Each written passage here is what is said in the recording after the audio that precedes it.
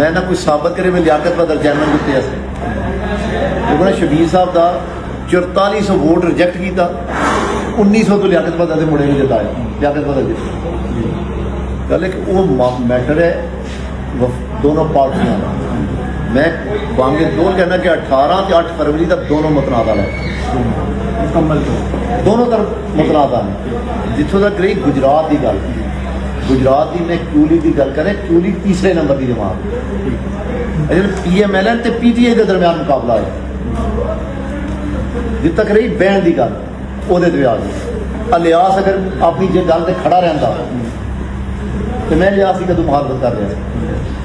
मेरी मुखालफत है भाई झूठ क्यों बोल रहा है उन्हें डिक्लेरेशन फॉर्म क्यूली ते जमा करा ऑन करता देखो ना मेरी तो कोई मुखालफत नहीं उन्होंने वोट लोगों ने PTI का पाया। मेरा इलैक्शन देखो ना 100 तो ज़्यादा पोलिंग स्टेशन ब्रेक कर दिता गया। मेरे तो अपने इलैक्शन के बाद ना 2 इख्तलाफ एक 100 के करीब प्रजेंटिंग तारीख नहीं गायब नहीं हुई देखो ना मेरा 100 तो ज़्यादा प्रजेंटिंग ही गायब हो गई।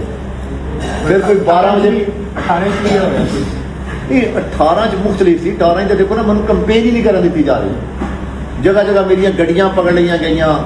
मेरिया गड्डियां तरोड़ दित्तियां फिर शबीर साहब को गिरफ्तार उसके बावजूद भी मैं तो कितने रोया नहीं मैं तो अपनी पार्टी नाल खड़ा रहा हूँ भी मैं कहना कि मैं साजिश भी एक पास रख देना लिया मेरे तो PTI को बहुत ज़्यादा पै गए वो मैं मेरा तो इख्तलाफ है वो खड़ा तो वो कहना ना जी कि मैं PTI के नाल डिक्लेरेशन फॉर्म पहले दिन ही क्यूली का दे दिया मैं पहले दिन तो कहता भी शहद रदा तो लिहाज का नोटिफिकेशन ही स्टाम क्यूली को देर तो बाद होया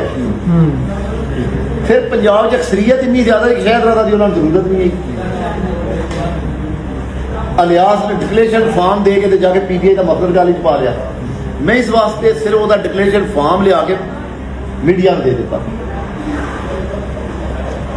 मेरा अज भी वो सिर्फ इन्ना इख्तलाफ है कि उन्हें प्रेस कॉन्फ्रेंस करके क्यों झूठ बोलिया वो कहता जी मैं कुरान पाक के हलफ दे देना जबकि सब को पता है कि डिक्लेरेशन फॉर्म का क्यों ली क्योंकि मेरी शाफे साल कराना कि मुखालफत